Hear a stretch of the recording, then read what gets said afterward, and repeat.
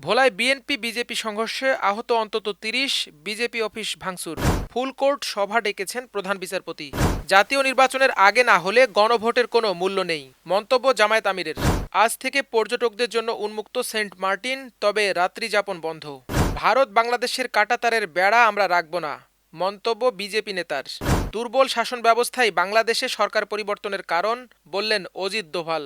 রোহিতকে টপকে আন্তর্জাতিক টি-20তে সর্বোচ্চ রানের মালিক হলেন বাবর। ত্রয়োদশ জাতীয় সংসদ নির্বাচনে মনোনয়নকে কেন্দ্র করে ভোলায় বিএনপি ও বিজেপি কর্মীদের মধ্যে সংঘর্ষ ও ধাওয়া পাল্টা ধাওয়ার ঘটনা ঘটেছে। আজ ভোলা নতুন বাজারে এ ঘটনা ঘটে। এতে উভয় পক্ষের অন্তত ৩০ জন আহত হয়েছে বলে জানা গেছে।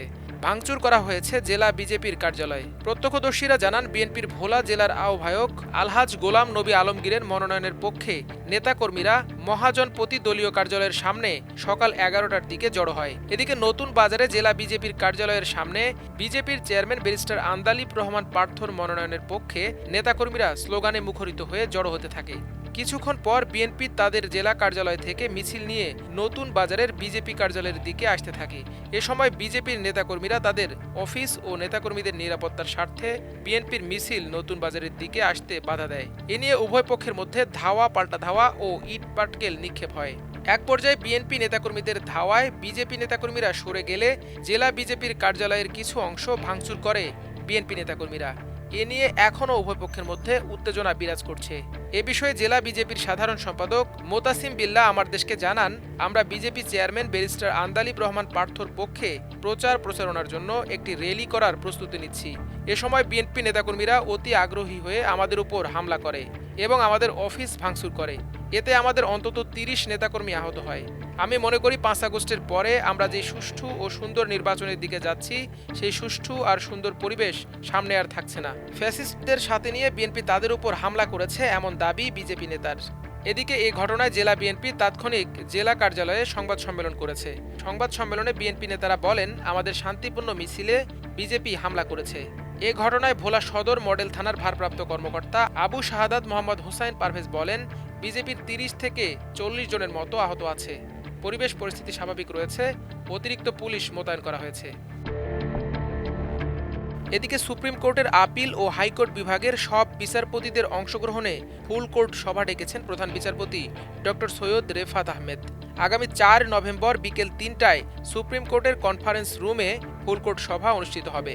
আজ সুপ্রিম কোর্টের অতিরিক্ত রেজিস্ট্রার মোহাম্মদ আসিফ ইকবাল স্বাক্ষরিত বিজ্ঞপ্তিতে এ তথ্য জানানো হয়েছে। সুপ্রিম কোর্ট সূত্রে জানা গেছে, ফুল কোর্ট সভায় অধস্তন আদালতের বিচারকদের বদলি, পদোন্নতি সহ বিভিন্ন গুরুত্বপূর্ণ বিষয়ে সিদ্ধান্ত নেওয়া হবে। ফুলকোর্ট সভা বিচারপতিদের কথা বলার নিজস্ব ফোরাম। এতে নীতি নির্ধারণী বিভিন্ন সিদ্ধান্ত নেওয়া হয়।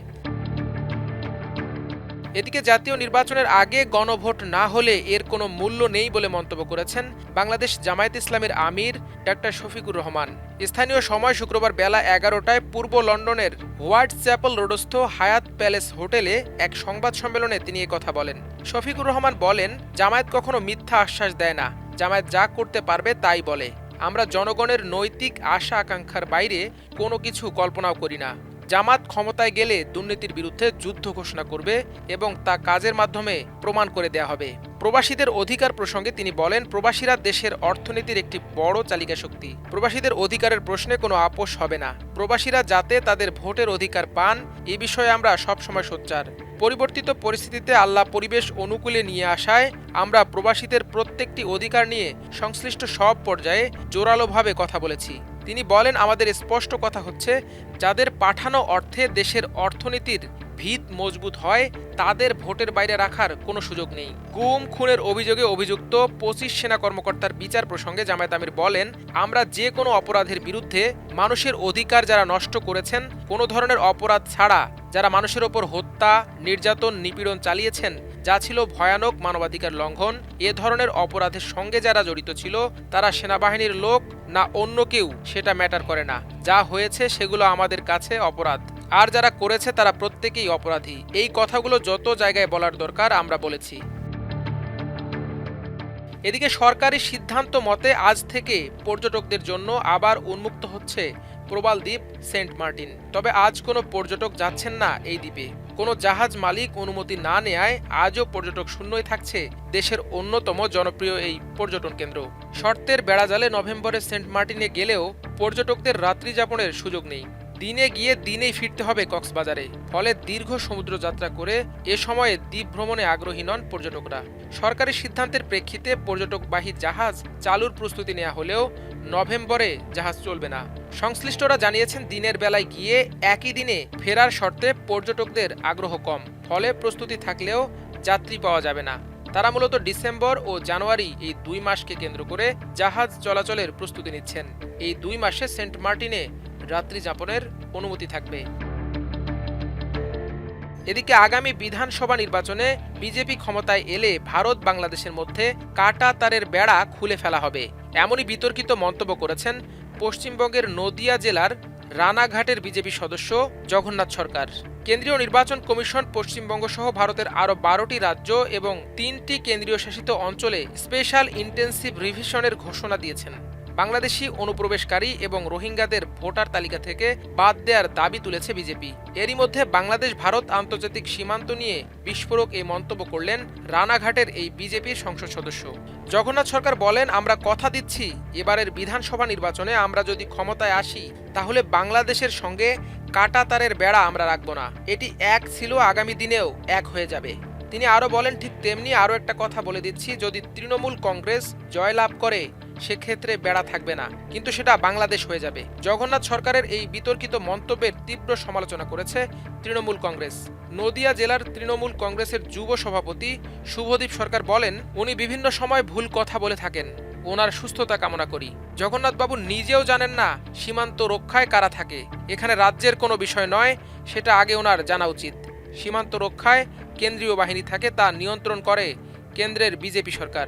তিনি আরও বলেন, তৃণমূল কংগ্রেস ক্ষমতায় এলে পশ্চিমবঙ্গ বাংলাদেশ হয়ে যাবে, এই ধারণাটা পুরোপুরিভাবেই জগন্নাথ সরকারের। তৃণমূল কংগ্রেস ক্ষমতায় রয়েছে, পশ্চিমবঙ্গে এখনও এরকম পরিস্থিতি তৈরি হয়নি, সেটা ওনার জানা দরকার। এদিকে দুর্বল শাসন কাঠামোই বাংলাদেশে সরকার পরিবর্তনের কারণ বলে মন্তব্য করেছেন ভারতীয় জাতীয় নিরাপত্তা উপদেষ্টা অজিত দোভাল। শনিবার এক প্রতিবেদনে এ তথ্য জানিয়েছে ভারতীয় সংবাদ মাধ্যম এনডিটিভি। দোভাল বলেন, দুর্বল শাসন ব্যবস্থা অনেক সময় একটি দেশের সরকারের পতনের কারণ হয়ে দাঁড়ায়।